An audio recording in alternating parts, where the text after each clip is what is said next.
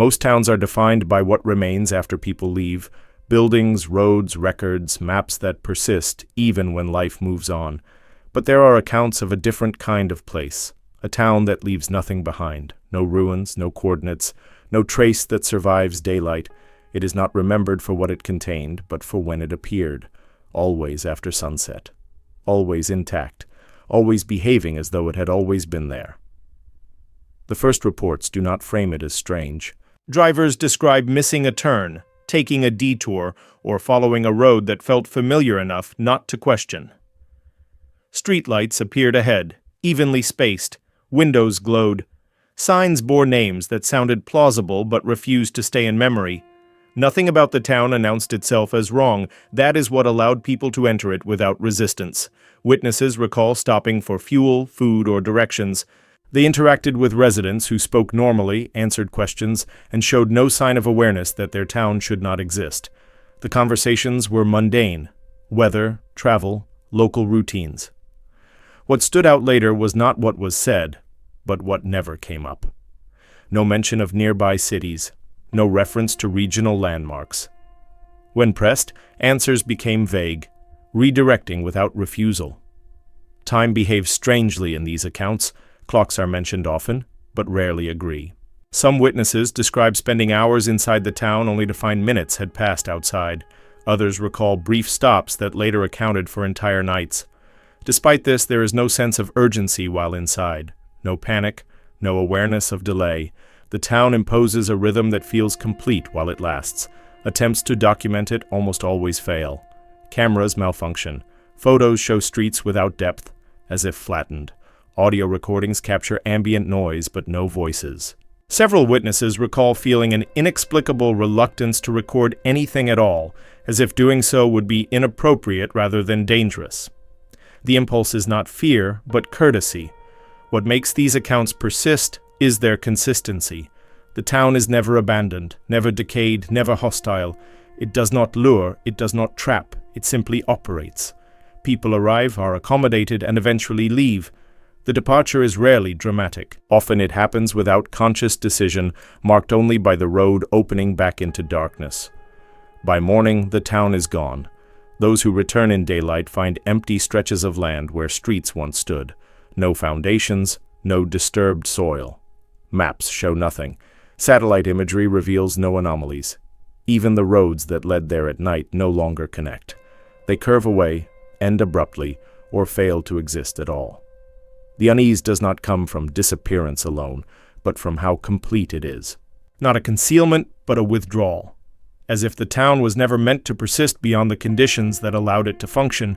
If places can exist conditionally, the question becomes uncomfortable. What defines reality? Continuity or context? And how many environments operate only when we are not equipped to measure them? Efforts to reconstruct the town rely almost entirely on memory because no physical evidence survives long enough to be verified. Yet when accounts are compared, a structural pattern emerges. The layout is always coherent. Streets intersect logically. Buildings serve clear purposes. There are no unfinished structures, no excess spaces, no areas that feel abandoned. The town appears optimized, not for growth, but for use within a narrow window of time. Witnesses describe businesses that seem essential but limited.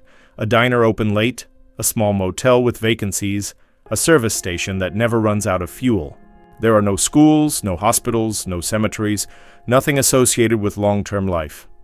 The absence of these elements is rarely noticed during the visit, only in hindsight, when people try to understand how a functioning town could feel so complete while lacking permanence. The residents follow the same pattern. They appear occupied but not busy. They work, converse, and move with purpose, yet no one seems to be in a hurry. There are no children, no elderly. Everyone appears to exist within a narrow band of adulthood, healthy and capable, but curiously indistinct. Clothing is practical and unremarkable. Styles resist dating. Faces are remembered as familiar but difficult to describe. When asked how long they have lived there, residents give answers that deflect rather than clarify. A while? Long enough? Since it's been like this. The phrasing suggests continuity without history.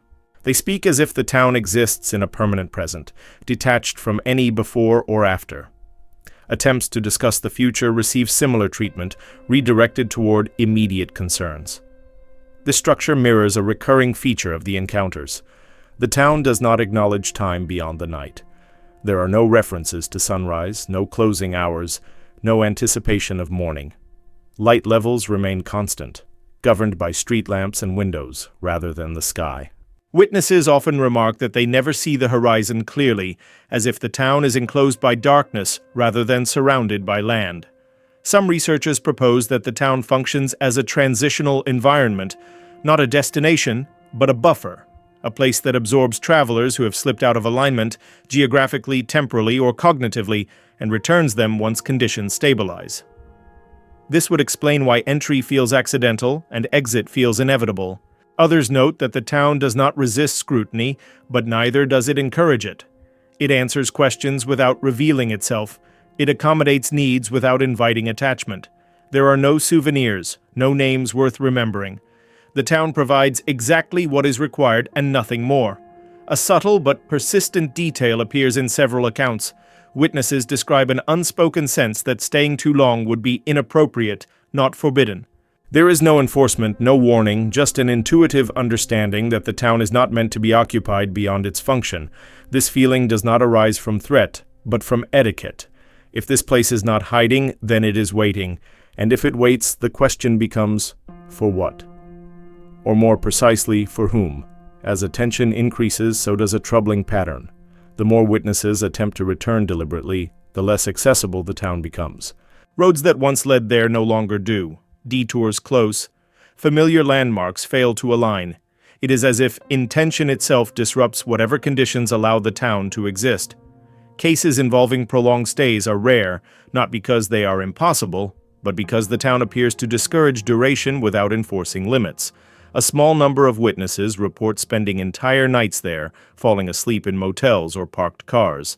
Sleep is described as unusually deep and undisturbed. Dreams, when recalled, are neutral and unremarkable. There are no nightmares, no symbolic imagery, no sense of intrusion.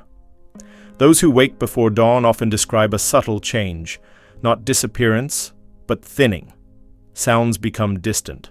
Lights feel less anchored, as if illuminating nothing solid. Residents remain present, but less distinct, their movements slower, less purposeful. Conversation becomes shorter, more procedural. There is a sense of completion approaching, though nothing signals an ending.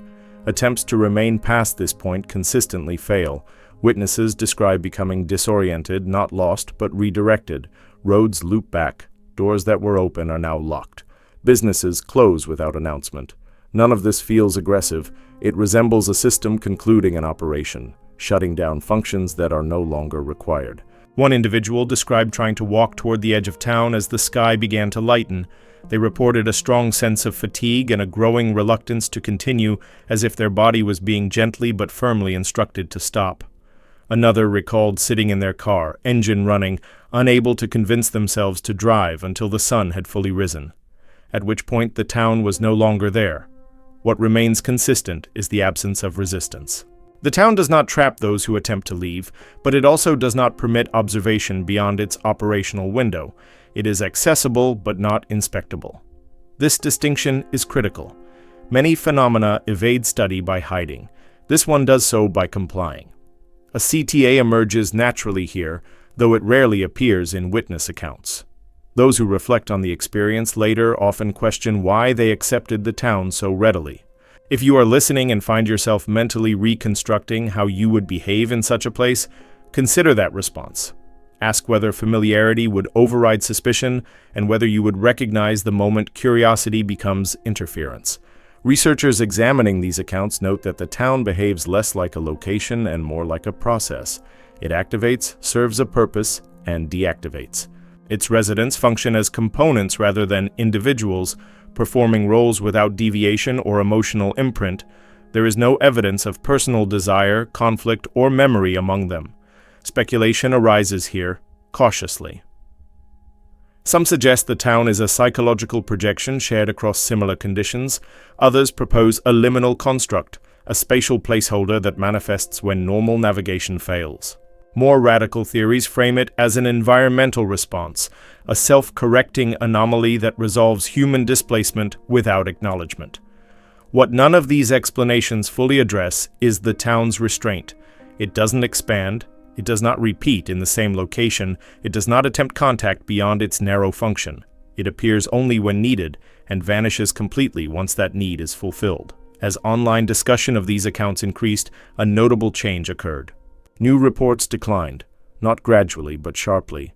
Individuals searching for the town deliberately failed to encounter it. The pattern inverted. The more the phenomenon was named, categorized, and anticipated, the less frequently it appeared. This shift suggests an uncomfortable possibility that the town's existence depends on not being sought. That attention itself alters the conditions required for its appearance. By the time investigators attempted to formalize these accounts, the town had already retreated into absence. Not because it was destroyed or concealed, but because it no longer presented itself under observable conditions.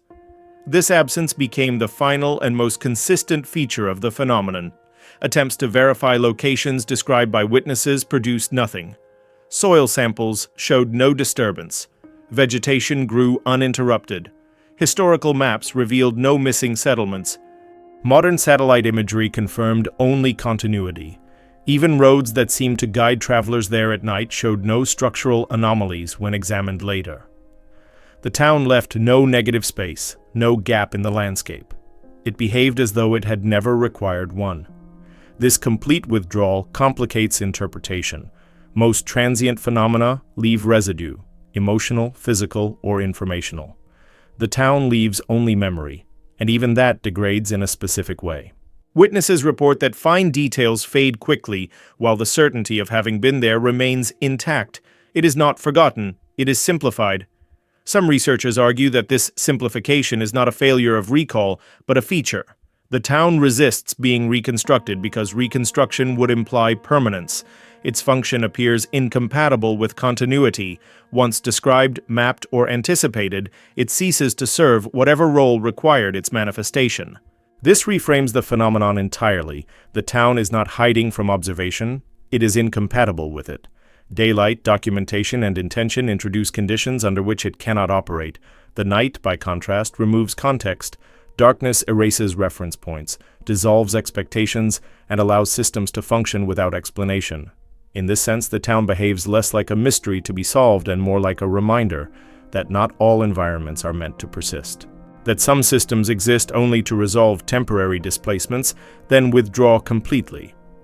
The discomfort arises because human understanding is built on accumulation, evidence, records, continuity. A place that leaves none of these undermines the assumption that reality must always be traceable.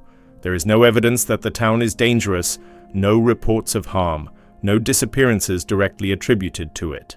And yet, the encounter leaves a lasting impression precisely because it offers no narrative resolution. Nothing is gained, nothing is lost. Something simply occurs, and then it does not.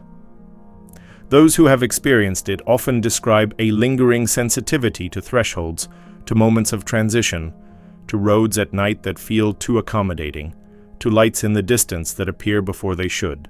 Not because they expect the town to return, but because they understand that some things exist only while they are not being measured.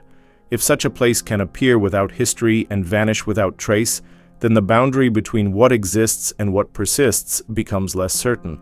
Reality may not be defined solely by endurance, but by function, and some functions, once completed, leave no reason to remain. The town does not ask to be believed. It does not announce itself. It does not resist explanation because explanation would imply permanence. It exists only in the moment it is required, and disappears the moment that requirement ends. By morning, there is nothing left to find.